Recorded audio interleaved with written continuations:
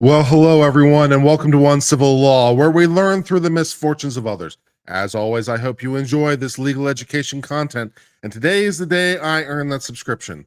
Today is May the 26th of 2023, and we are here with your legal news roundup. All the legal news occurring in your world so that you can be better informed. We turn our attention to my home state, the state of Texas, where the Texas legislature is in the process of impeaching the state's attorney general, Ken Paxton. Ken Paxton has been engaged in numerous scandals over the years and has been tried to be sued, and there are criminal issues with him and all kinds of things. And the Texas House apparently has had enough of it. Texas doesn't really impeach people. This is only their third impeachment ever, so it's not something they do a lot. And so, it's not gone really well over here in Texas. Today, the lawmakers from the House have issued 20 articles of impeachment against the state's attorney general, Ken Paxton, for various malfeasances. So we're going to go ahead and discuss this story. The Texas attorney general, Mr. Ken Paxton, has teetered on the brink of impeachment for years in relation to various scandals, including criminal charges and corruption accusations that the state's Republican majority has largely met with silence. Now, Ken Paxton, with respect to the criminal charges in particular, it's been amazing. He's managed to dodge criminal responsibility, even though they keep trying to bring process, but he keeps finding ways to delay the process, and they just can't get anything done. It's amazing somehow how he's able to do that. But he's been managing to keep himself one step ahead of the lawman. I guess being the lawman himself doesn't particularly hurt. In a unanimous decision, a Republican-led House investigatory committee that spent months quietly looking into Paxton, recommending impeaching the lawyer for 20 articles, including bribery, unfitness for office, and abuse of public trust. The House would vote on the recommendation as soon as today. If it impeaches, he'd be forced to leave office immediately. Of course, the Senate would also have to convict as well, of course, as well as the House bringing the impeachment. The move sets up what could be remarkably sudden downfall for one of the GOP's most prominent legal combatants, who in 2020, of course, among other people, asked the U.S. Supreme Court to overturn President Joe Biden's victory because I believe in that particular situation, he was, complaining about, some issue of a different state's law. And no.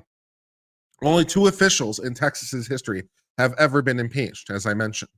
So it's not something Texas does. Like the U.S. House does this more. Not that much more, but they do it more. So yeah, two total impeachments that have happened in Texas's 200-year history. So we're going for lucky number 3 over here. Doesn't he feel fortunate? Paxton has been under FBI investigation for years on accusations he used his office to help a donor. He was indicted on securities fraud in 2015, but somehow trial has still not happened 8 years later, which is just truly amazing, right? He was indicted and they still haven't done the trial 8 years later. His ability to dodge these things is just truly legendary. When the 5-member committee investigation came to light on Tuesday, Paxton suggested it was a political attack by the House's liberal Republican speaker. Oh yeah, that's definitely the issue. One thing that the House of Texas is known for is their liberalism. It's definitely the commie liberals that are after you, including the GOP House Speaker. Paxton over here called for the speaker's resignation and accused him of being drunk during a marathon session that occurred in the House. The speaker's office brushed off the accusations in an attempt to save face. It's a sad day for Texas as we witness the corrupt political establishment unite in this illegitimate attempt to overthrow the will of the people and disenfranchise the voters, Paxton said. I mean, the voters do keep voting him into office, but that's in the nature of impeachment, right? I mean, we wouldn't be impeaching you unless you were in office in the first place. So, yeah. He also accused the committee's findings of being based on hearsay and gossip and parroting long disproved claims. I'm not sure about any of that, Paxton, to be honest. The indictments, are kind of a thing. By moving against him, Paxton, the attorney general, says the rhinos and the Texas legislature are now on the same side as Joe Biden. Wow. So even the GOP finally got tired of him, because it's a Republican led legislature in Texas, as I'm sure you can appreciate. And even they eventually got tired of him. And he's like, oh, it's that they're rhinos. Wow. Impeachment requires a majority vote of the state's usually 150-member chamber, which of course the Republicans control. But since the Republican committee voted to impeach him, I would think that they'd be able to get the votes. So not looking great.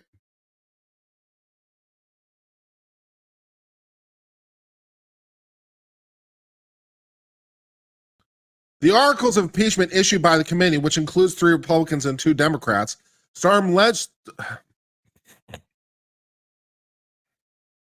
The articles of impeachment issued by the investigation committee, which include 3 Republicans and 2 Democrats, stem largely from Paxton's relationship with one of his wealthy donors.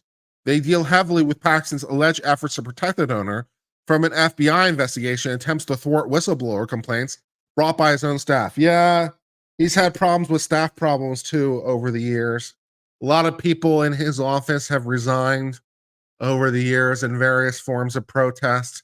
Been a little bit hard sometimes over there to keep top quality content because no one wants to be associated with this guy. He has a bit of a negative reputation.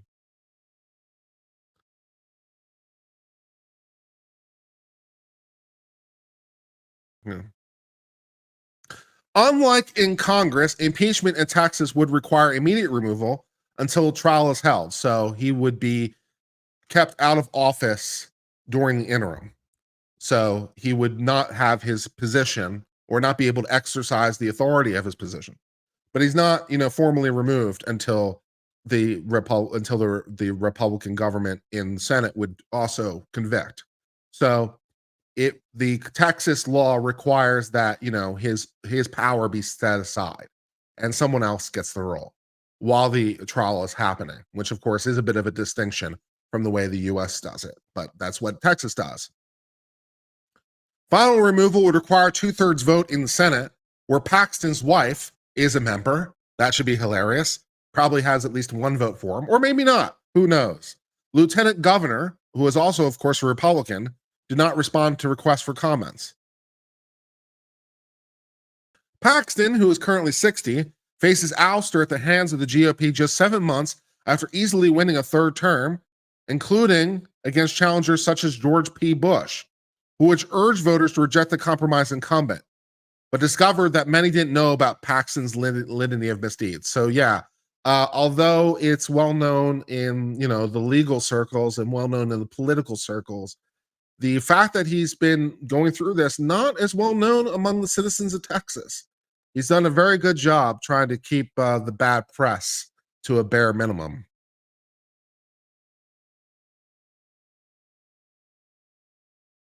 Even as Monday is the end of the regular session, state law would, of course, allow the House to keep working on the impeachment proceedings, which, of course, could also call itself back into session.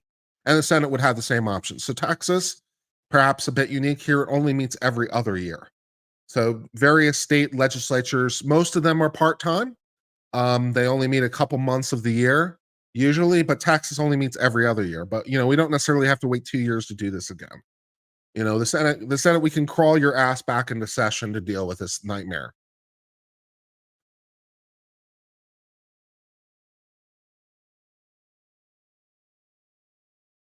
In 2014, Paxton admitted to violating Texas security law over not registering as an investment advisor while soliciting clients.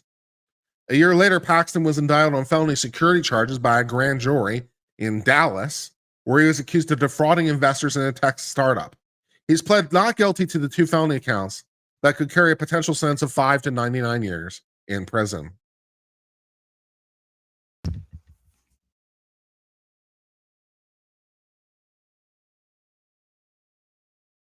Several of Paxton's top aides in 2020 told the FBI They had been concerned the Attorney General was misusing the powers of his office to help someone over unproven claims that an elaborate conspiracy to steal $200 million of his property was afoot.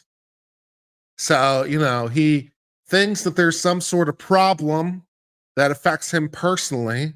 And so he misuses his law enforcement authority to go after his personal problem. That's, an abuse of office. It's like, oh, I have all this apparatus of the state available. Let me use them for my personal benefit. The impeachment charges, of course, carry a myriad of accusations relating to the dealings with the donor. The allegations include attempts to interfere in foreclosure lawsuits and improperly issue legal opinions that would benefit his friend, and firing, harassing, and interfering with staff who reported what was going on. So we are using our powers to help our donor friend, interfere in foreclosure lawsuits with our donor friend, issue opinion letters from the Office of the Attorney General to help our donor friend, and so forth and so on. The bribery charges stem from an allegation that employing the woman who helped Paxton had an affair in exchange for legal help, and Paul allegedly paying for expensive renovations to the Attorney General's home. So yeah, we're using the sex-based payment scheme, which I'd like to point out is also an ethics violation. I think it's Rule 1.8K, if memory serves correctly in the rules of ethics. You can't sleep with the client, but okay, we're trying that. The 8 aides who had reported Paxton to the FBI were then later fired or quit, and 4 later sued under Texas's whistleblower law because, of course, they did. In February, Paxton agreed to sell the case for $3.3 million, but the Texas House has to approve the payout. So, yeah. He has 8 members of his staff who went to the FBI and said, FBI, we can't help noticing that our Attorney General over here seems to be doing a lot of very favorable things for a donor. And we can't help noticing the donor helped repair his house and gave him a woman for company. And we can't help noticing that the Attorney General seems to be writing opinion letters to favor the donor and interfering with the mortgage lawsuits for the foreclosure and other things. And all of them were fired or lost their job. Wow. It's going great over here in the Attorney General's office.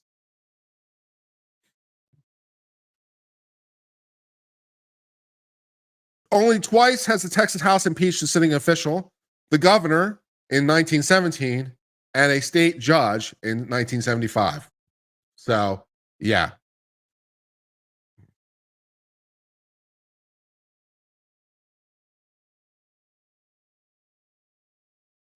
Thus, that brings us to the end of the case for the moment about the story of Attorney General Ken Paxton, who has been dodging legal cases for years, including indictments, possibly by misusing his office, potentially to do that. And maybe Texas has finally had enough. It took a long time. They're willing to forgive a lot of sins. But, the whole 2020 blow up, I think, seemed to be the thing that finally put it in the nail in the coffin, right? When these 8 different attorneys who work for his office, 8 different attorneys, go to the FBI and think we see a problem, and then all 8 attorneys are either fired or quit and file whistleblower lawsuits that then he interferes with. So that it looks like things are not going well. So the House looks like it's likely to impeach. I would think the Senate would probably convict given this. I mean, they have enough votes, I would think. So things are not going great over here for Ken Paxton, the great state of Texas. But who knows? We'll see how it goes. And that, for the moment, brings us to the end of discussion of this story.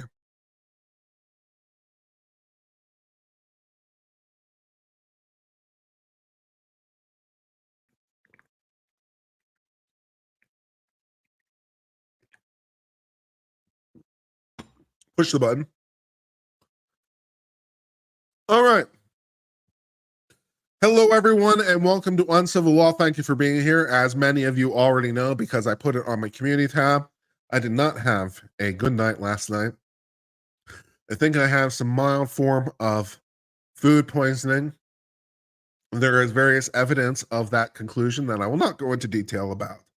But I did not sleep well, and it was a rough night. But so I thought about not doing the stream at all, but I like the stream. The stream helps me, and so I'm doing some stream. So yeah.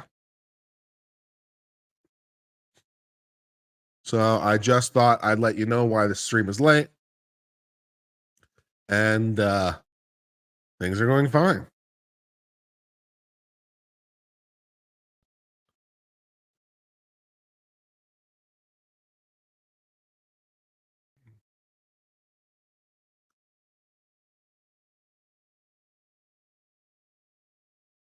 All right.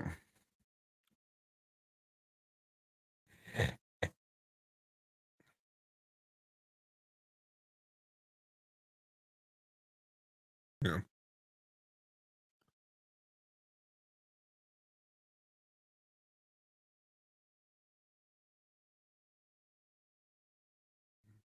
All right. Yeah. We pushed the button. We got a nice background. But thank you, Go Ho Shane. Thank you for saying I look good. I feel good. Yeah. So I wanted to do some streaming today. I'm gonna play some Zelda, probably offline, but I wanted to do some streaming today.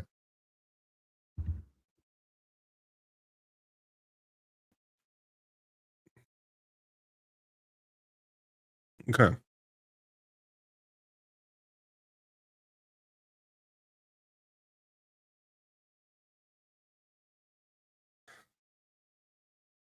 I don't know how do I want to introduce this?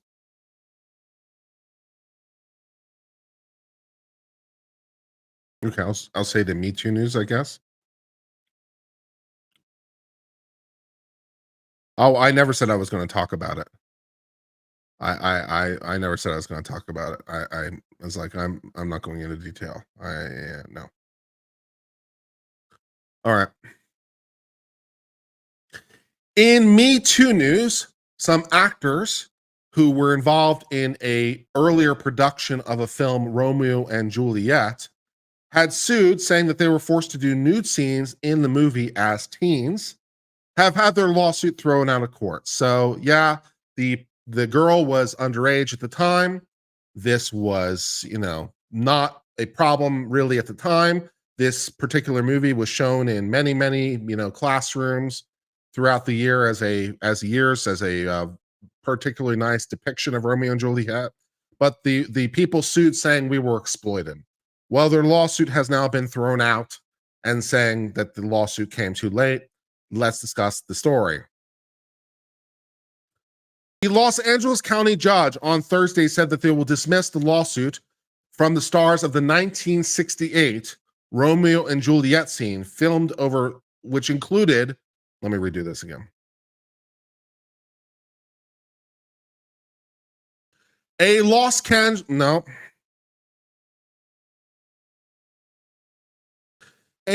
Angeles judge on Thursday said that she will dismiss the lawsuit that the stars of the 1968 Romeo and Juliet movie filed over the film's nude scene, finding the depiction did not qualify as CP, and they filed their claim too late. So I don't think it's CP, right? Just because you have a person unclothed doesn't make it P and doesn't make it CP, right? Otherwise, every picture that a parent took of their newborn baby, in the sink as they washed them, that sort of classic photo that a lot of people took would be CP. And of course, that's not CP. Mere nudity does not CP mink. And this is not CP, but they tried to claim it because, maybe money.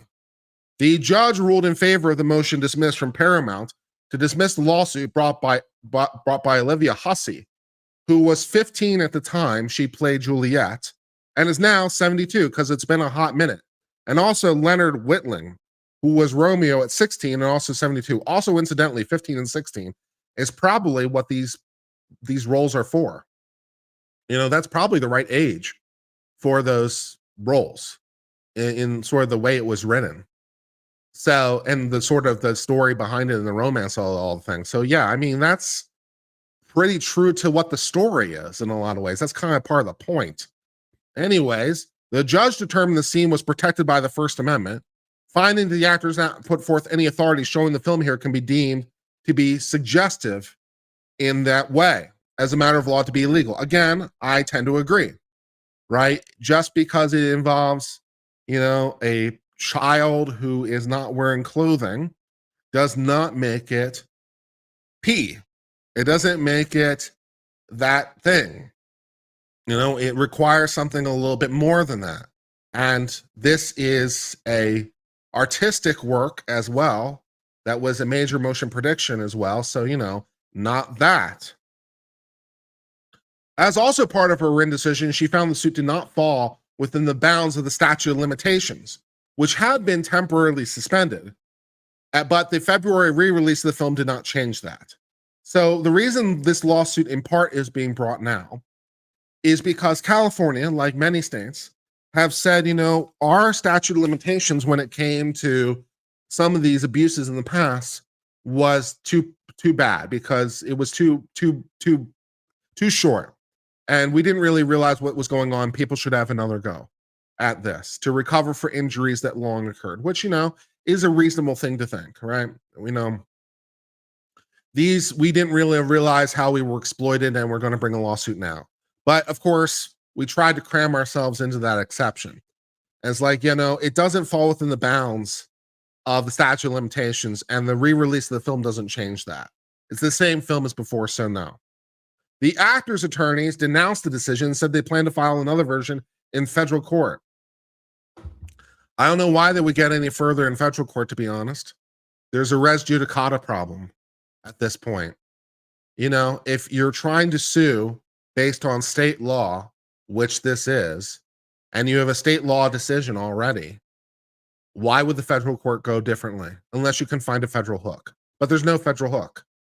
You don't have a federal hook. So what are you going to try to, you're going to try to cram this into some federal law somewhere? You're not going to get any further in the federal lawsuit. You already have a decision against you.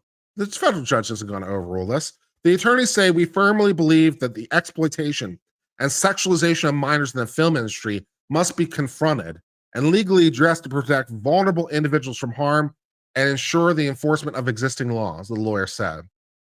I don't see any of that happening. This is an issue of state law. It's because of the state opening its issue of limitations. The judge doesn't see it. There's a res judicata problem. Why would the federal judge change this decision? I can't see any reason.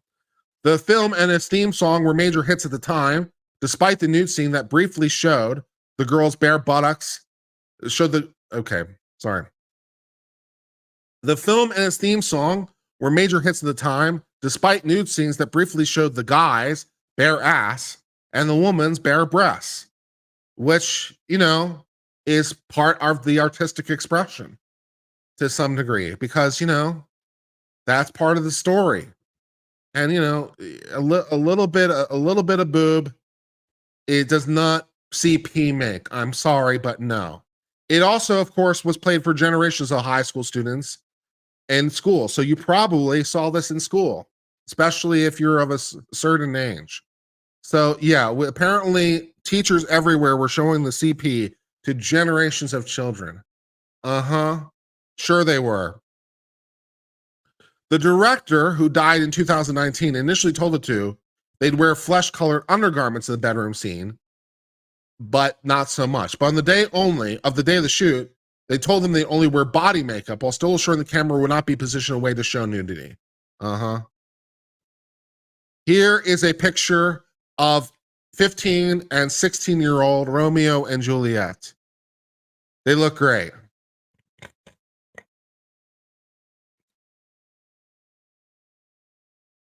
Despite the assurances they were filmed in the nude without knowledge, they say, in violation of California federal law against indecency and exploitation of children. The director told them they must act in the nude or the picture would fail and their careers would be hurt.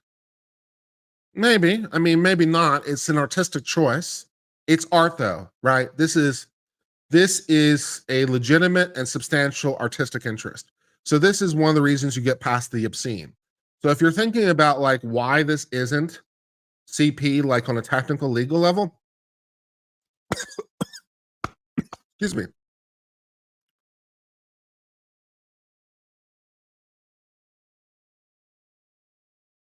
joking here.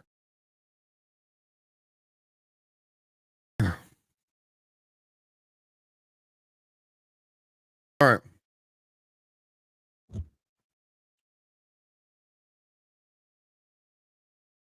all right, excuse me.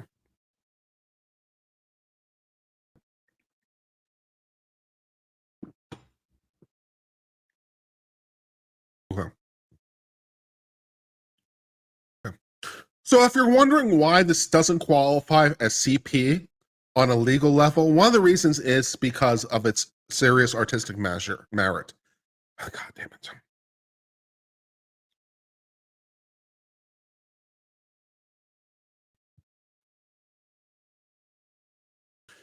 So if you're wondering why this doesn't qualify as CP on a legal level, one of the reasons is because the work has serious artistic merit.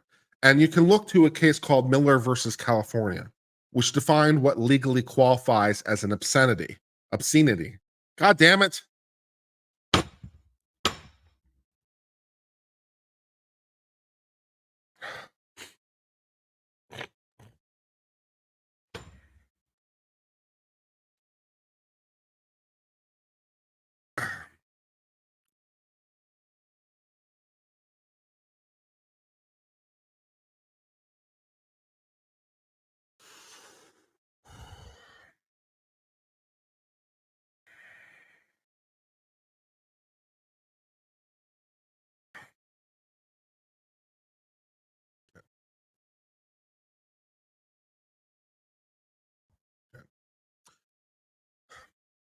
So, if you're wondering on a legal level why this doesn't qualify as CP, one of the reasons is that CP can be analogized to things that are legally obscene. So, the idea of obscenity not being legally protected as a matter of First Amendment law is well established. And CP also falls in that category as a general way. Well, one of the things that defines obscenity is its artistic merit. And to cite that proposition, you look to Miller versus California, US Supreme Court 1973. So, in trying to determine whether a work is legally obscene, you need to understand, first of all, whether the work taken as a whole would appeal to the prurient interest. And that, in that case, actually is the legal language. So, that's just not me substituting a word. That is actually the word in the case, prurient interest. It's one of the reasons I use it on YouTube because it actually has some legal background as well. So, first of all, does it appeal to the prurient interest? And is it patently offensive? And then the third test, which is where the work taken as a whole, does it lack serious literary, artistic, political, or scientific value? Right. So those are the tests involved. So here, I think you have a problem with all three of those tests legally, right? I don't think that a mere showing of so a girl's breast necessarily appeals to the prurient. I don't think it is patently offensive. And even if it was, you would look at this and say, well, this is a work that is seriously artistic in its nature. And obviously, it doesn't involve any, acts between the actors that would run to issues with consent that way. So it doesn't run into issues of that problem. So, as an artistic work, I think that this would easily pass the Miller test. And that's one of the reasons that I also don't think it qualifies as CP for the same reasons. So, a little bit more legal knowledge for you.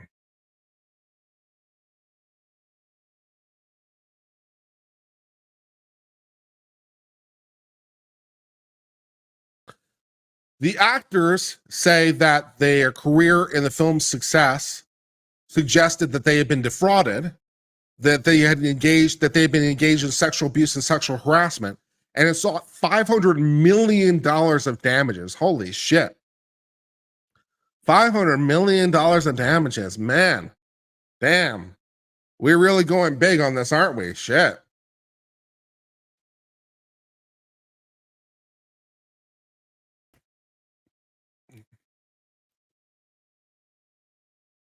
The judge, though, found that the plaintiffs cherry-picked from the law and failed to provide legal authority for why it should apply to purported works of artistic merit, which also parallels the Miller test we were talking about. She quoted from appeals court precedent says that CP is particularly repulsive, but not all images of nude children are P, because they're not. Because again, if all nude images of children were P, then again, every parent who's taken a picture of them, bathing their newborn baby in a sink, which is a very sort of classic photo, would be engaged in CP. And obviously that'd be really, really dumb. So yeah, not every nude picture is necessarily P and not CP.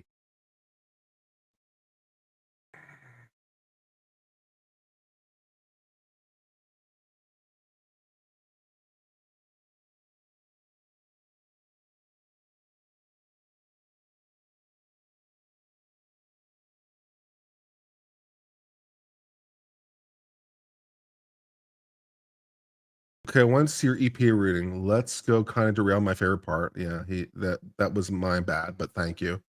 Your opinion on the final ruling and doesn't anything to Chevron. Um,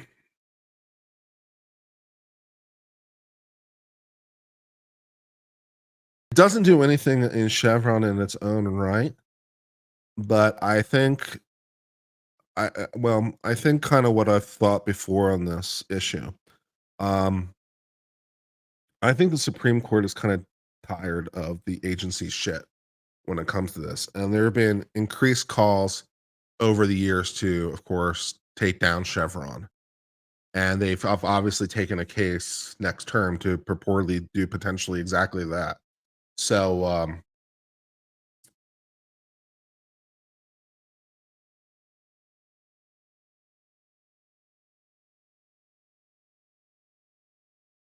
I lost my train of thought completely. I think I just blacked out just now. Sorry. Yeah, the Nirvana baby also tried to sue over the same kind of thing. Um,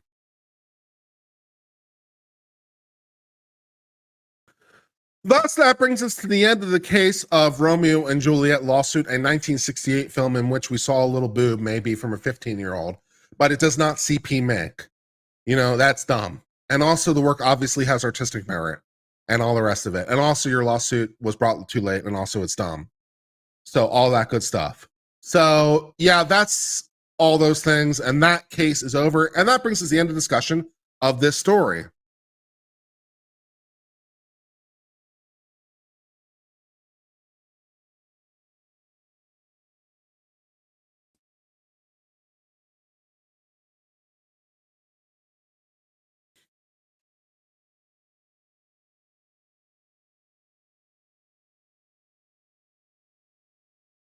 Oh yeah, but I think the Supreme Court's getting a little tired of the agency's shit, and I think Chevron's not long for this world. The case doesn't deal with Chevron its own way, but I think the Supreme Court's definitely getting tired of the agency's shit.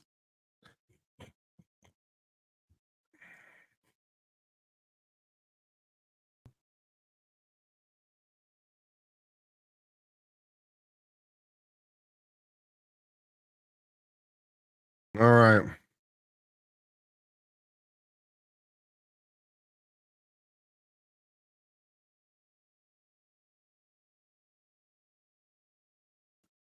In accountability for the attack on the Capitol that occurred on January 6th, a court has now sentenced two Oath Keepers for seditious conspiracy and other charges. So we previously covered where the people were convicted of the seditious conspiracy, which they totally did.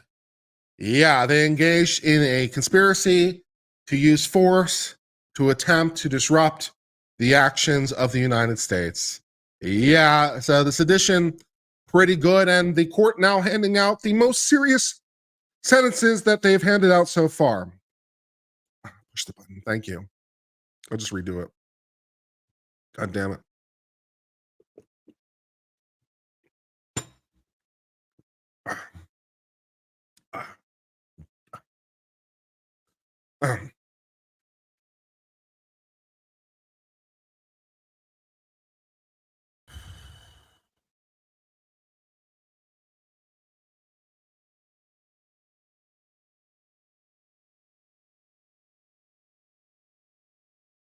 I am having a rough morning,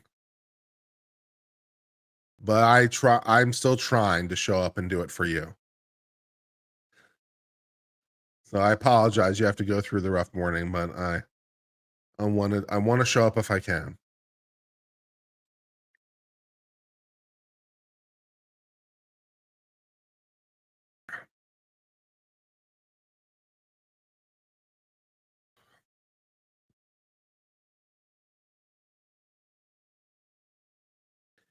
In court penalties, no. In prison sentences for attacks on the Capitol during January 6th, 2 Oath Keepers have now been sentenced for the seditious conspiracy. You may remember this because relatively recently we covered where they were convicted of the seditious conspiracy. Well, now sentencing has finally come to pass, and we are looking at some of the most serious sentences that we've seen in relation to this attack on January 6th. So let's learn a little bit more about these individuals and what they win as part of their fabulous prizes.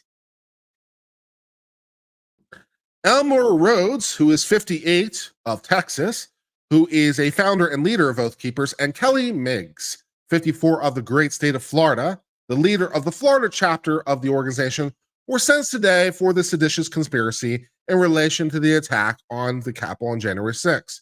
Their actions, of course, disrupted the joint session of Congress, so interfered the ability of Congress to not only carry out a lawful duty, but a constitutionally mandated one.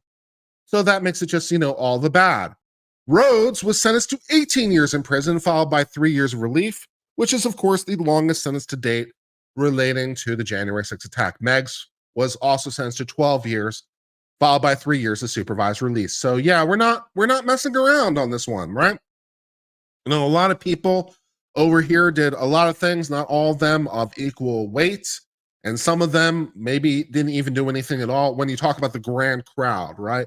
So we have to think about this in a way, right? We have everyone who showed up at the ellipse, and then a fraction of those who went to the Capitol, and a fraction of those who went into the building, and a fraction of those who did, the more egregious stuff. So it wasn't a lot of people, but some people did some really, really bad things, and they're being held accountable for that. So that's what you get. Don't do bad stuff. Don't try to actively disrupt the Congress of the United States from a constitutionally mandated task. That'd be great, and you won't run into this problem. The Attorney General saying that today's sentences reflect the grave threat the actions posed to our democratic institutions. The United States proved at trial that the Oath Keepers plotted for months to violently disrupt the peaceful transfer of power. The Justice Department will do everything to hold those accountable who were criminally responsible for the attack. Fair enough. It's one of the things the Justice Department does with their time. And a lot of people did some stupid things. Some of those stupid things are even illegal. Some of them are very illegal. So, and we covered a good 50 of these during our series when we did the Capitol Riot series. And we learned about some of the stupid that some of the people were doing. And some of it was pretty stupid, and some pretty bad stuff. And some of it was even violent. And we saw people who did attacks on police officers. We saw people who did all kinds of bad things. So, there's definitely some people who need to have a little chat with the Justice Department. The FBI director is saying today's sentences reflect the FBI's commitment to do their part to hold accountable the people who did the criminal acts, as well as those who plotted to interfere. We'll continue to bring our part with our partners to bring justice to those who violated the law.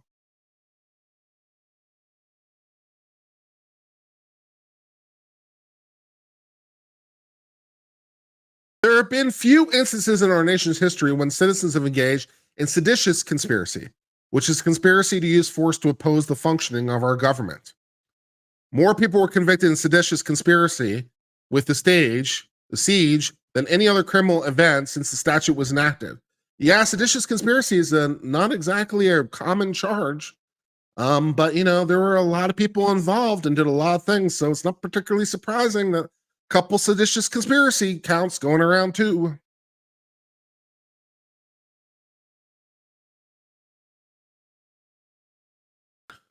Our friendly miscreants over here were found guilty after an 8-week trial and 3 days of deliberation.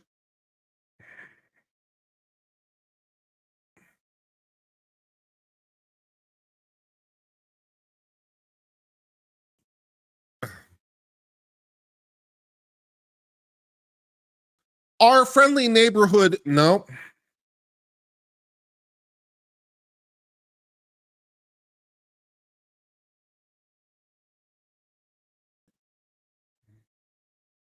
Our friendly neighborhood, no.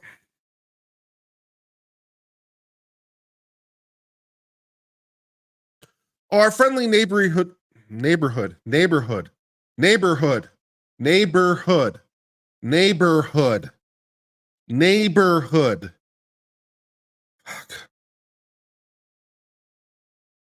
Our friendly neighborhood miscreants over here were found guilty following an 8-week trial that included 3 days of deliberation. In addition to the seditious conspiracy charge, Rhodes was convicted of obstruction of an official proceeding and tampering with documents. Meggs was also found guilty of conspiracy to obstruct an official proceeding, obstruction of the proceeding, conspiracy to prevent an officer from discharging duties, and tampering with documents. According to the government's evidence, the Oath Keepers are a large but loosely connected group of individuals. Following the November 3rd presidential election, the people involved here began to plot how to use the force to overthrow the government of the United States, which is obviously really, really illegal. Beginning in late 2020, via encrypted and private messages, the various individuals here planned, coordinated their travel to go to DC and, did other wonderful things relating to the conspiracy.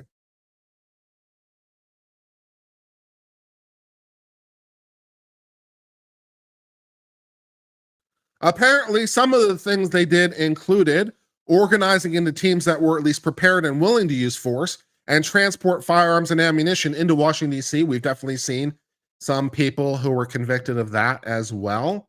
And recruiting members and affiliates, organizing trainings to teach and learn paramilitary tactics, bringing and contributing paramilitary gear, weapons, and supplies to the Capitol, breaching and attempting to get. Thank you, D.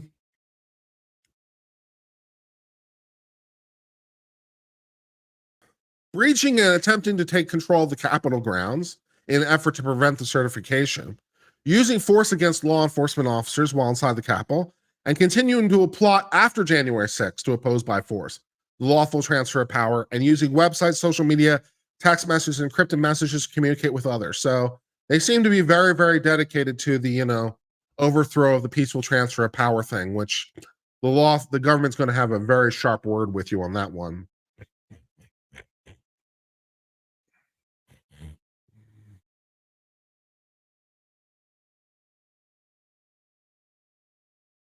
Yeah, it's not clear necessarily that Ray Epps necessarily broke the law, at least on what's available. I'm not, and I'm not trying to take the position right now as to whether Ray Epps is a government informant. What did he do on the day of? Because but he didn't. Yeah, well, no, because the stuff he did the night before is probably not criminal. So, like, when Ray Epps was like on film the night before to like the crowd of people telling them like we should like go to the Capitol and disrupt things, that's probably not criminal because it's not incitement, because it is far enough away from time to be incitement. So the temporal proximity precludes it from being incitement.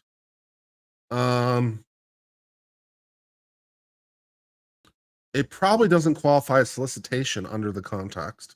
So the stuff he did the night before probably is not illegal. The stuff he did the day of, where he was like right behind them as they like go through the line, though, that could be a little bit more tricky as to that being like solicitation, but is a little ambiguous. And I don't think he actually himself crossed the line physically.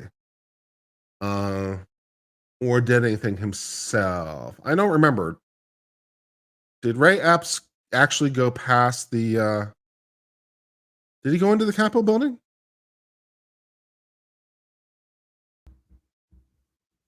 Is my memory a little faulty?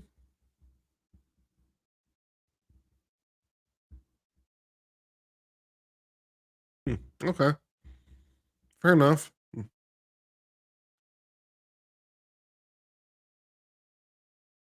Okay, fair enough. Then in that case, I'm not sure why Ray Epps wasn't charged.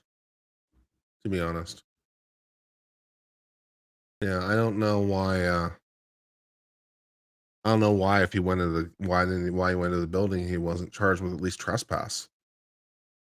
Hmm. I don't know.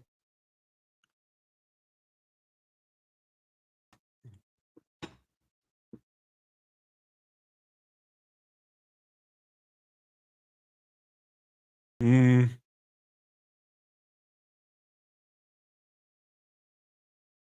VA versus John Brown. I'm not familiar with that case.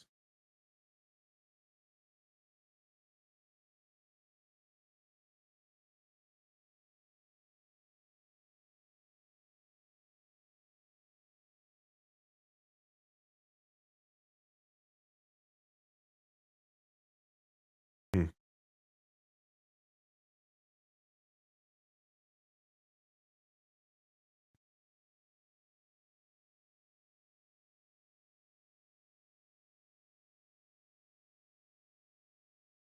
The FBI did eventually deny. The FBI did eventually deny that Ray Epps has ever been a member of the FBI. It took them forever. They did the whole "we won't confirm or deny" thing for a really, really long time, which is standard FBI policy. But the FBI did eventually say, no, he's never been affiliated with the FBI. So I'm not sure what the deal is there. I don't know. I don't know.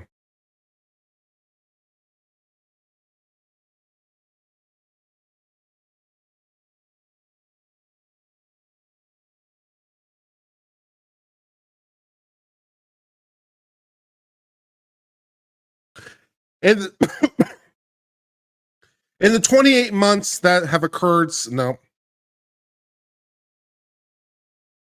in the 28 months since January 6th, more than 1,000 individuals have been arrested in nearly all 50 states for crimes related to the breach of the U.S. Capitol, including more than 320 individuals charged with assaulting or impeding law enforcement. And of course, the investigation does remain ongoing. So, yeah, there's been a lot of people arrested on this for various charges. So, yeah, that sounds about right. For all the things we know.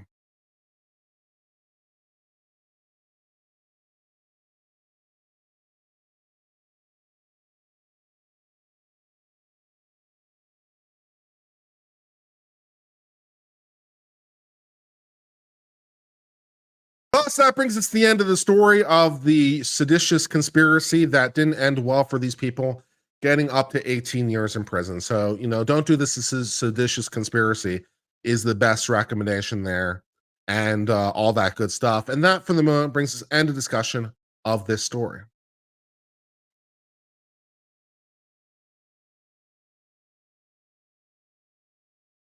I'm not aware of any provision in the Constitution that gives you the right to overthrow a tyrannical government. What provision of the Constitution would you be referring to? Push the button.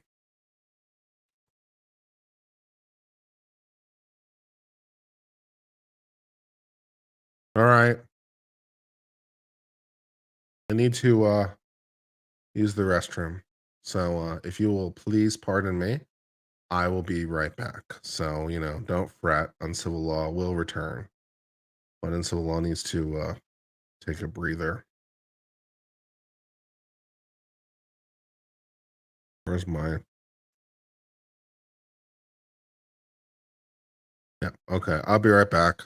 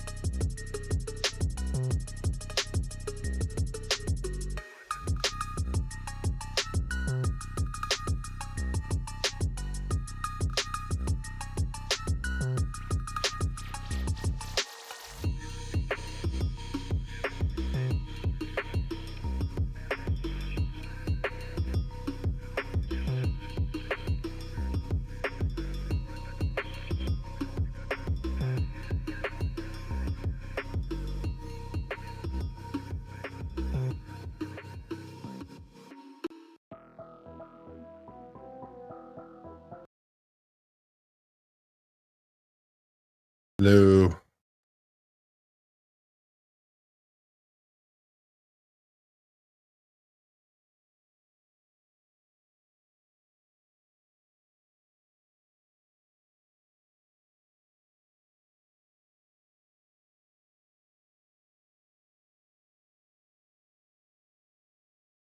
All right.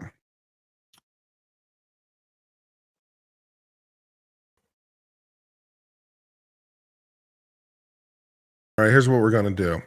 I'm still not feeling well. Uh,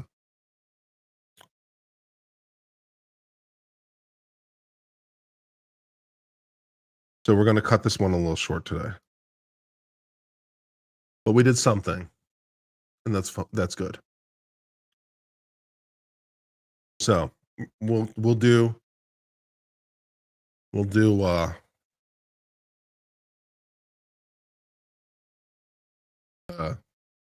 one more story, and then we'll do Florida Man.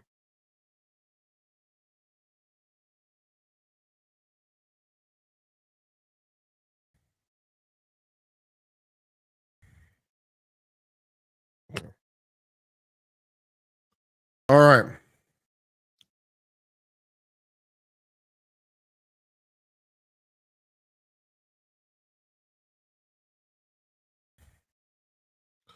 Yeah, I pushed the button. Thank you for asking. I'll push it again. It never hurts to push the button. Yeah. All right, so let's do this story, and then let's do Florida Man. All right. In landlord's cutting off his own nose despite his face news, the landlord of this story set fire to his own apartment building while singing and playing Billy Joel's We Didn't Start the Fire. But he did start the fire. He did start the fire. It was him. He did it. So Billy Joel was wrong. This guy did it. He started the fire at his own apartment complex. Let's learn more about this. A Minnesota landlord set fire to his own property last week to the tune of Billy Joel's We Didn't Start the Fire, but he did it. He's the guy. Travis Carlson, 37, stands accused of arson in the Inferno. Officers arrived at the apartment duplex on West 4th Street just after 4 a.m. on the day in question. Carlson was charged Tuesday in state district court, according to the Duluth News Tribune. In comments to the paper, the St. Louis County prosecutor said there may be some mental health or drug-related concerns. Well, those are two possible prospects. Drugs, mental health, alcohol, those sound like some possibilities. As first responders arrived to fight the blaze, he allegedly played the song We Didn't Start the Fire. The article noting the song itself is not about an actual fire. Is it though? Is it though? Are you really a master of Billy Joel's lyrics? How do you know he didn't mean fire literally? Who are you to interpret the great works of Billy Joel? The article going on to note that it's a metaphor that refers to the wheel of time insofar as history of the modern world is governed. I'm not sure, man. I think Billy Joel meant fire literally. I disagree with your linguistic interpretation. The lyrics of the song to the verse are simply several rhyming names, places, and events that form a change of flashing images the author argues have mediated the 20th century via ever-present crises. Yeah, the metaphor is employed in the chorus when he sings, "We didn't start the fire, it was always burning since the world's been turning. We didn't start the fire, no we didn't light it, but we tried to fight it." According to Joel, he was inspired to write the song when John Lennon's son complained about the turmoil of the 80s and said he wished to grow up in the 50s when nothing happened. Yeah, that's definitely not true. The song, released 1989, became a #1 hit and allegedly was blaring in Minnesota when the fire was started by this guy. Carlson allegedly woke up one of the tenants of the building when they were smashing glass and breaking things immediately before the fire. After some 20 minutes of the alleged destruction, the landlord reportedly knocked on the tenant's door and told him, "This house is on fire." But we didn't start the fire. It's always been burning since you've been living here. We didn't start the fire. Not guilty of the arson. Don't look into it very hard. A little before 3:30 that morning, the neighbor called 911 to say that he saw Carlson wearing a helmet and smashing windows. The neighbor reported that the landlord went in and out of his apartment underneath his truck, holding up a gas can, until what he saw as a flash, like a fireball, come from the upstairs apartment. Well, there is some temporal clues there that does suggest someone might have started the fire. Investigators allegedly found a hole drilled into a gas tank of Carlson's truck. I would think there'd be easier ways to get gas than drilling into your gas tank, but okay. A drilling adjacent to the hole, lids to gas cans near the truck, green line traces of burned accelerant throughout the apartment, and several wires pulled from the apartment electrical panel. The prosecutor's idea that this might relate to drugs or some sort of mental instability is looking more and more promising with every passing moment. 3 people and 1 cat lived in the apartment building. The residents were not injured by the fire, and neither were the firefighters. The tenants, however, of course, were displaced and have received help from the Red Cross. The defendant was arrested the next day with fresh burns on his arms and legs, according to various media outlets. He is detained now on $75,000 of bond.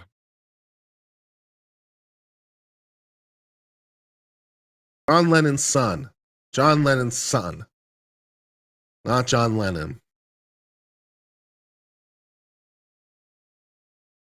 Thus, that brings us to the end of the case of we didn't start the fire, but it seems we totally did.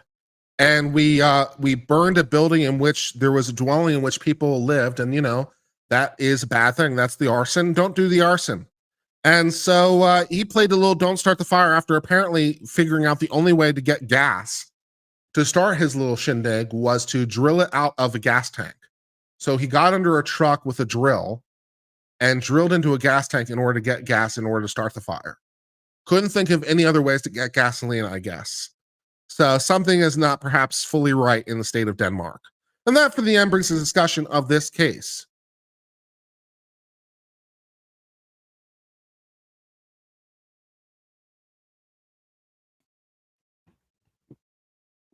All right.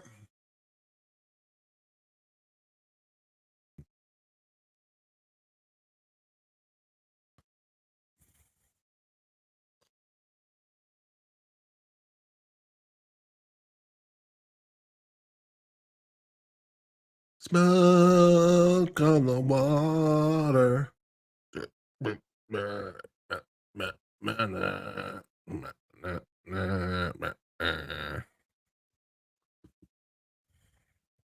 All right.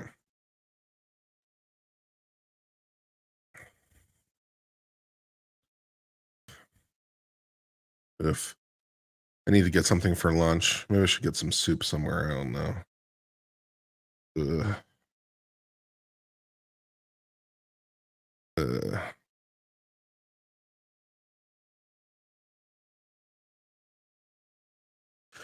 In Florida man news, a cop issued a trespass warning to an individual who was found outside a Florida smoke shop. Please don't come around here no more. Whatever you're looking for, please don't come around here no more. Stop. But he didn't take the lesson to heart, and that he threw his lunch at the officer. How exciting. Lunch meat flying through the air. Let's learn more about Florida man. Florida man was issued a trespass warning outside the smoke shop in Port Orange. The suspect became aggressive and threw his lunch at the cop. A disturbance between the customer and the cop outside the smoke shop in Central Florida escalated to the lunch lady land related violence. Body cam video of the confrontation appears on the Port Orange's police department Facebook page. According to the arrest affidavit, the officer responded to puffin' stuff in Port Orange around noon on May the 9th. Puffin' stuff is the name of our business. Okay. A store employee reported the customer inside the store was making her feel uncomfortable and said vulgar things, touching merchandise, trying to go behind the counter. So we don't like this customer very much. We'd like to refuse service to this customer because we can. Please don't come to our store anymore. We don't like you. So the clerk asked, the cops to kind of deal with this and say, please make him go away and never let him come back ever again because I don't want to see him anymore. So Port Orange is like, fine, we'll give him the bad news. When the officer made contact with the subject, who was now on a bench eating something out of a container, he was cordial at first, according to the officer, but that soon changed. After being told to leave the area, he took an aggressive fighting stance, began to curse and rage that he was going to sue the sheriff's office, and had a black belt in karate. Wow. Black belt in karate. That's just stellar. Wow. I have doubts this man has ever been to a karate class in his life right about now. At some point, the man is seen in the video taking a piece of lunch meat from his sandwich and hurling it, hitting the cop. This is the worst assault on a cop ever. What did you assault the cop with, my Bologna? Mama Bologna. At the time, the officer moved to arrest him for battery on law enforcement and asked to place his hands behind his back because you attacked me with the Bologna. The suspect then held onto a nearby bench with one hand, resisting the arrest and making it harder to be handcuffed despite repeated commands. You're acting like an effing jerk, he rages at the cop. You're lucky I don't have my pocket knife with me. But why do you need your pocket knife? You got that black belt in karate. You're fine. The officer restrained the suspect and placed him under arrest. He was booked on no bond. The department's Facebook caption issues a warning: a crash course of things that won't work out for you in Port Orange. Disrupting businesses and threatening workers, threatening officers, imagining you have black belts in karate, apparently also judo, and hitting officers in the chest with lunch meat.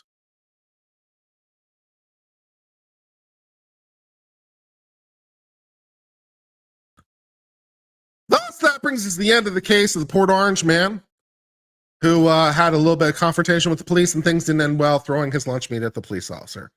So, good times had by all here, and going down for the battery on the police officer with my mom Bologna outside the smoke shop, because he doesn't really want he doesn't want to be excluded from the smoke shop, because where else is he going to find a smoke shop?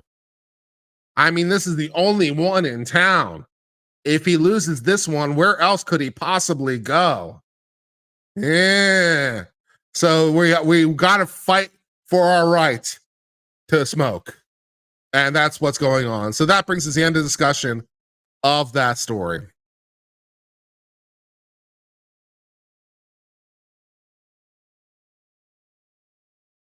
There is video. I know. Should we watch the video? Should we watch the video together? Seems like something Mike would do.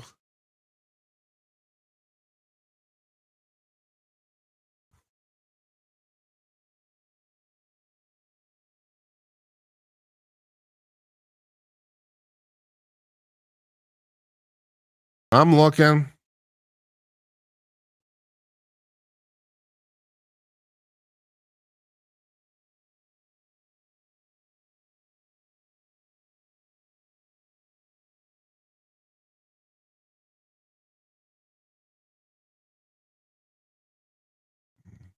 So this is today's. This is from today, so it should be here relatively in the past, I would think. Videos?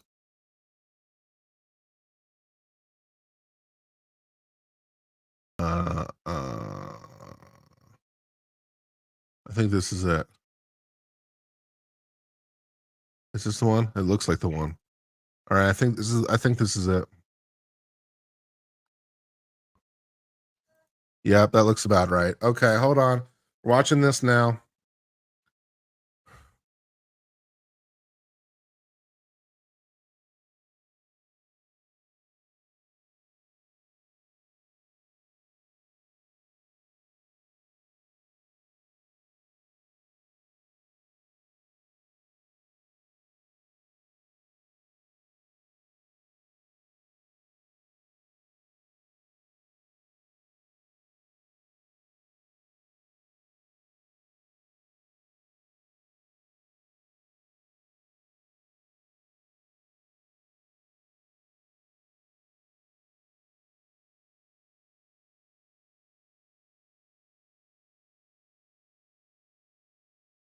You can't hear that?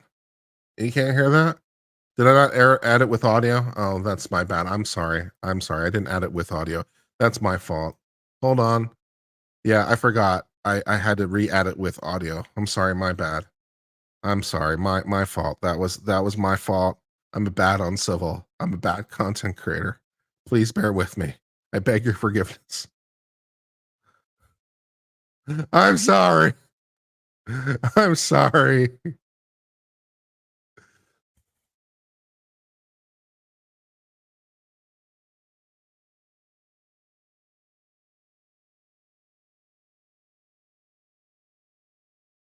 Can you hear it now? Hear it now, or did I forget to add the audio source again? I probably did. Can you hear it or not? Yes? No? Maybe so? Help? No? Okay, fine. Shit. God damn it.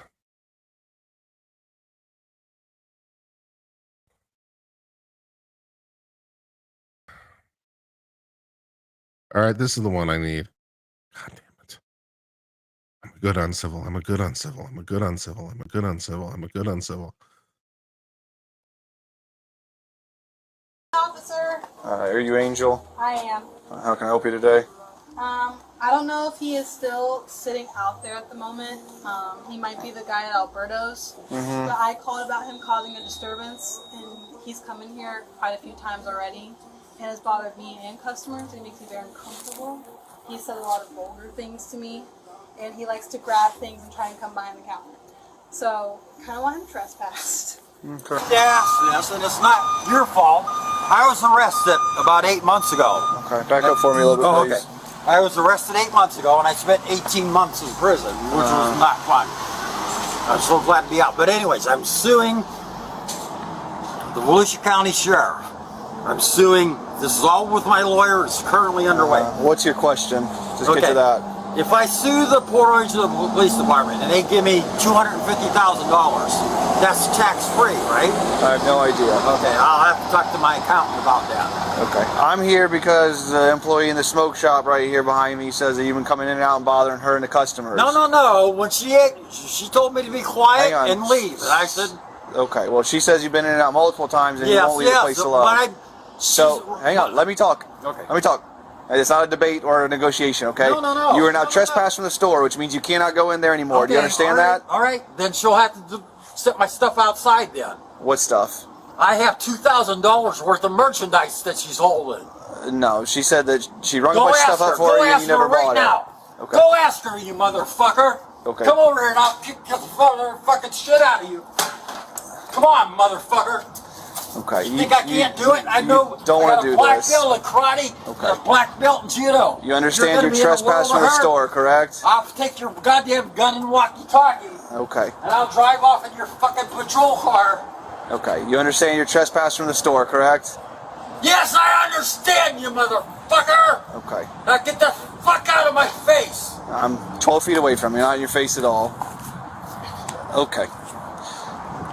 Go ahead, arrest me. Arrest me. 5 Central, 2nd Unit, Code 2. Wait a minute. No, put your hand behind your back. Okay. Put your hand behind your back right now. God damn it. You're under arrest. Put your other hand behind your back right now. Put your other hand behind your back right now. Okay. Right now. Put your other hand behind your back. God damn it. Jesus Christ. Put your hand behind your back right now. Fucker. You don't have to be so fucking rough. Sit up. Okay. Stand up. Okay. Come right here. Jesus. 5 Central. Male under arrest. Change of call type assault battery. Oh, this is another fucking lawsuit. I'm suing you for $1 million, $10 million, whatever. Wait till my lawyer gets a hold of this judge. I'll be out in 30 minutes. Okay. Face car right here. Lean against it. All right. Spread your feet. Wide. Spread your feet. Wider than that. Even wider. Spread your feet. All right. God damn it. Right now you're under arrest for battery on a law enforcement officer for throwing something at me. Oh, fucking piece of lunch meat. Yeah, well, don't do it. Why would you throw something at me? Because you pissed me off. That's No, why. there you go. You're acting like a fucking jerk. 5 Central. Someone's running code 3 to me. I don't need that. You're lucky I didn't have my fucking pocket knife with me. That stabbed your fucking shit. You'd be dead right now. You can write it all in the police report. I don't give a fuck. I can't believe it. The last thing I wanted to do is get arrested and go back to jail. Then you shouldn't have thrown some at a police officer. You're an idiot for doing that. Well, I'll never do it again. I guarantee Well, some you tells me that. that's not true.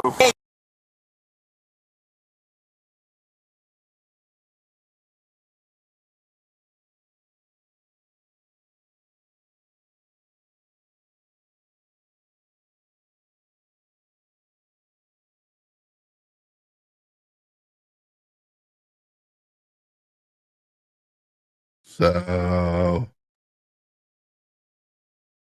yeah.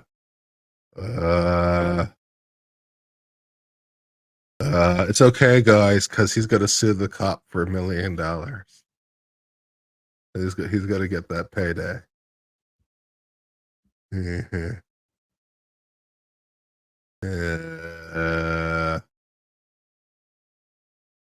Okay. Well, it's going great.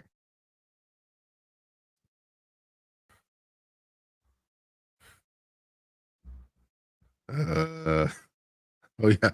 What'd you leave behind? $2,000 of merchandise. Sure you did. She has $2,000 of merchandise.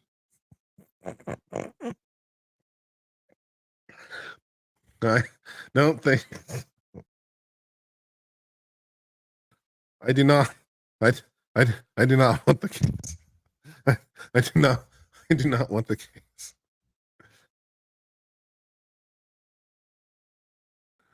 I do not want the case. Sandy gives me the following information. Bella Stella gave me $100 AED super sticker. Thank you, Bella Stella. Just me, $9.99 super chat. Just me gave me another $9.99 super chat. Thank you very much. Oh, holy hell, gave me a $5 super chat. And Lily Grindelwald gave me a $5 super sticker. Bella Stella also gave me 20 gifted memberships, which is kick ass. Oh, holy hell gives me 10 gifted memberships. DS gives me 10 gifted memberships. And Ski C gives one. I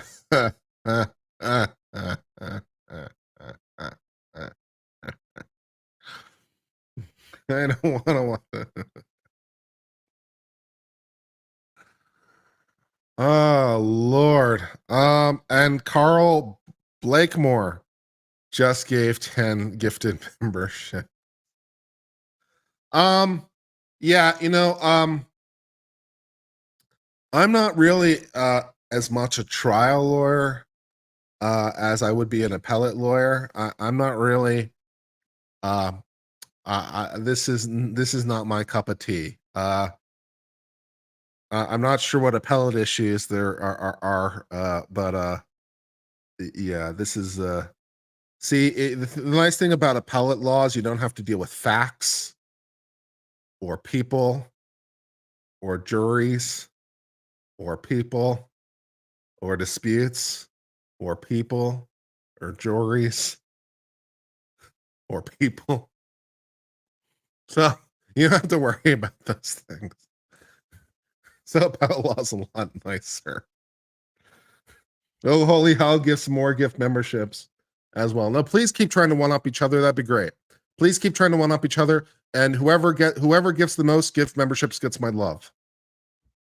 So which of you wants my love the most?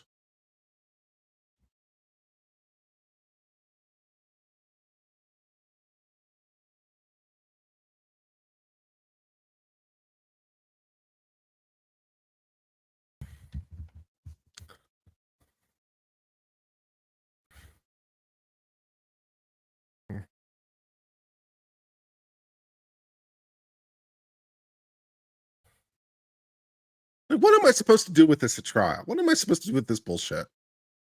What am I supposed to do with this bullshit?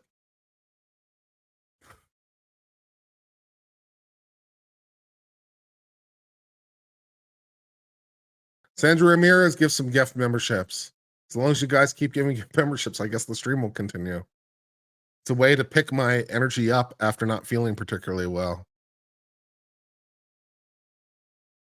There might have been a domestic restraining order against them. That sounds about right. $20 from Karen D says who gave a parrot character dancing under a rain of confetti and taking his hat off that says "You are amazing." Kick ass. Your Honor, my client is clearly not well.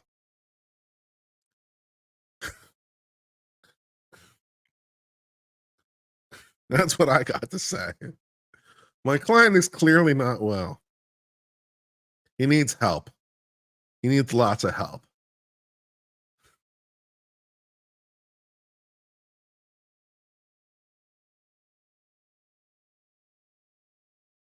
Lily Grindenwall with the gift memberships. Thank you. I appreciate him. Should the government have to argue from a position of innocence, especially when the one is one of false imprisonment? No. I don't see why that would change it to change that aspect of it. DS gives some gift memberships. Thank you very much. Appreciate it. You guys are improving my mood. Having a rough day. $20 from Sandra Ramirez, who gave me a sticker of a baby lemon jumping in our arms to hug me. Aw, that's nice. Thank you, Sandra. I appreciate that. Am I going to be on Friday Night Frenzy? I don't know. We'll see how it goes. You know, I'm gonna play some Zelda. I'm gonna take a nap. I'm probably gonna get some pizza. Pizza's fun, or maybe some soup. Pizza soup. Yeah. 100 AED from Bella Stella. Thanks for Florida Man story. Cracked me up and hope I feel better soon. Well, thank you very much. I appreciate that. That's very, very nice. Just by the way, just a friendly shout out to the mods in particular, because the moderating team that we now have might be the best moderating team we've ever had in the history of this channel. And I just want to say thank you to the moderating team that we have here. You know, Kit Kat and Sandra and Rose in particular seem to have really been doing a lot of really good work recently in sort of helping to keep this channel running. We got ourselves a little triforce of kick-ass lady mods here, kick-ass woman mods here who have been absolutely dominating and doing some fantastic work for the channel. So a little shout out to our mods here who have been helping so much to make this a, you know, place which is nice. They're really helping. Friday, I'm in love. Gifts and gift memberships. Thank you very much, Friday. I'm in love. I appreciate it as well. Now, got ourselves a little triforce of mods over here.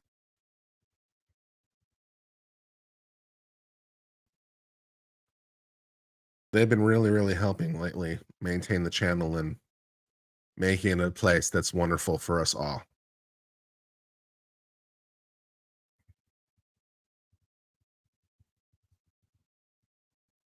Friday, I'm in love with the gift memberships. Thank you very, very much for all those gift memberships. $1.49 from Sketchy, who gives me a purple cat. Thank you very much for the purple cat.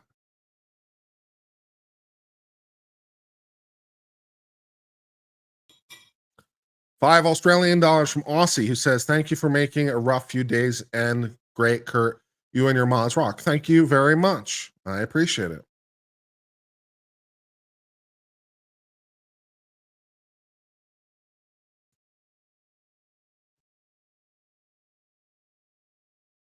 You guys are awesome. And if we can just really figure out how to, like, you know, really make our videos start popping again, that'd be great, you know. But we're trying to do things to make them better, and, you know, it's good stuff.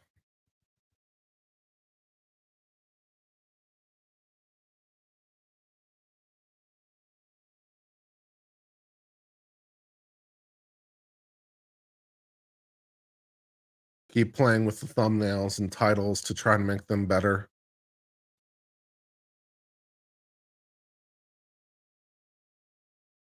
Oh Holy Hell gifts 5 memberships. Thank you very much, Oh Holy Hell, for more gift memberships. That's really, really thoughtful of you. Thank you very much.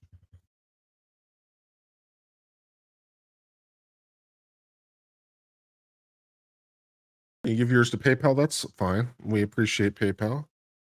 I got $20.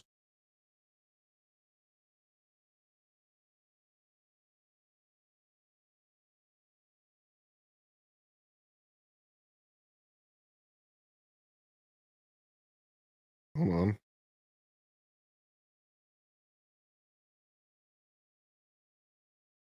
I try to log into my own account. I got $20 from Michael Osborne, who says, healthy choices, go to the gym. Can't go to the gym today, Michael. I'm not well. I have some food poisoning, and I was at the gym yesterday, and I'd take the day off anyway. But I appreciate the sentiment, and I appreciate your donation. That's very thoughtful of you. Thank you.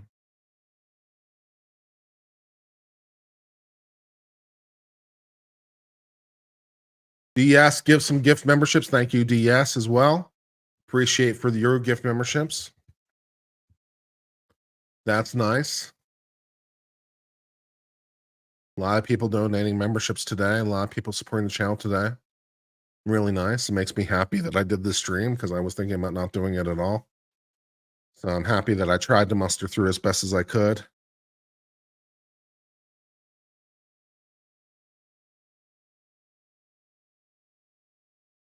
We could just have a 24-hour stream if you guys just keep donating. I'll just take breaks between, just take bathroom breaks every once in a while and keep chugging water, and we can just do this for 24 hours. I'll make it work.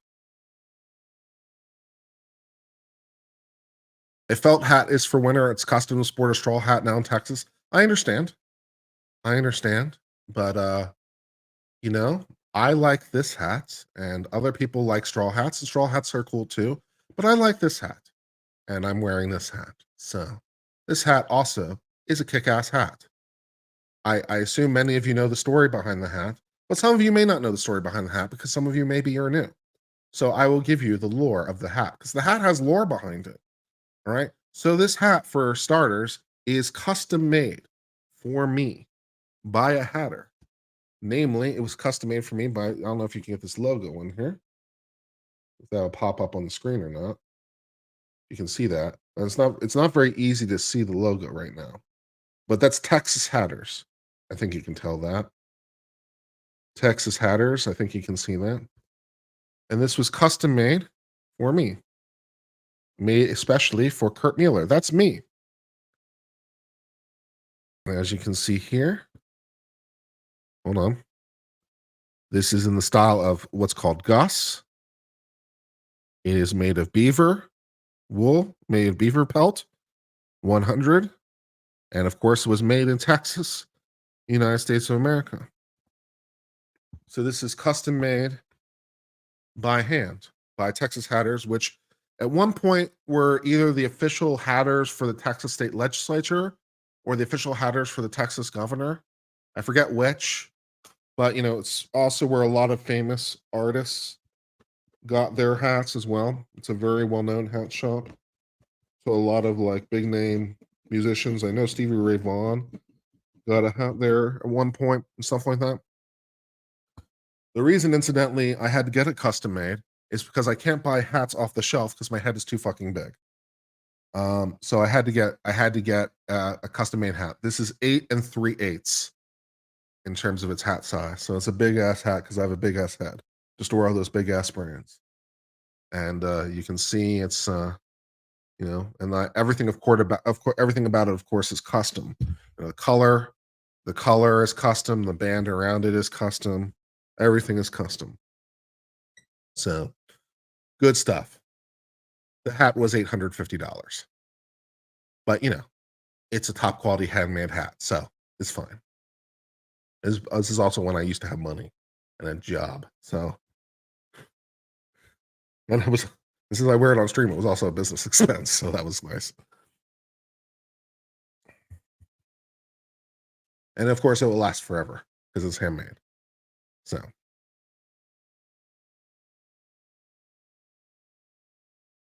Yeah, Texas. That's right. In Lockhart. That's right. That's where they are. Texas Hatters in Lockhart. That's right. Well, yeah, if you're going to get someone to make, if you're going to get a guy who, is like a 5th generation craftsman himself, he charges a pretty penny. The materials are penny. The materials themselves are expensive. Like this hat off the shelf, like the equivalent of this hat, like from Stenson would be like, I don't know, $250 or something, $300. But you throw in some custom stuff and custom work and by a custom guy and makes it custom for you, there's some expense in it.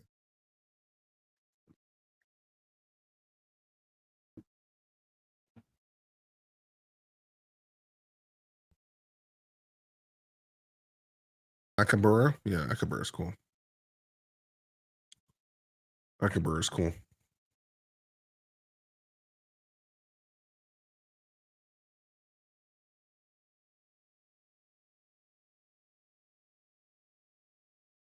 Yeah, even off the rack, you have to pay for anything decent. That's right. Yeah, like a Stenson will be like $300, $350. So even off the rack, you're going to pay for something decent.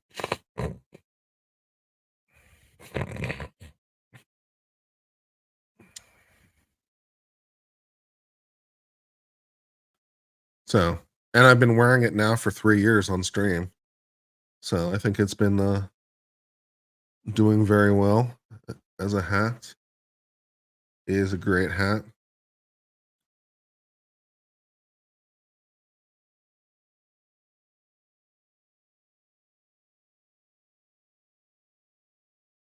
Yeah, I don't know if I'll stream Zelda. I think I might play Zelda off stream for a while. I don't know if I'll stream it because I just want to get off stream for a while. Thank you. Same for the hat. Looks good to me. You meet up in Lockhart for a good barbecue? Yeah, Terry, the Black's barbecue in Lockhart is really good.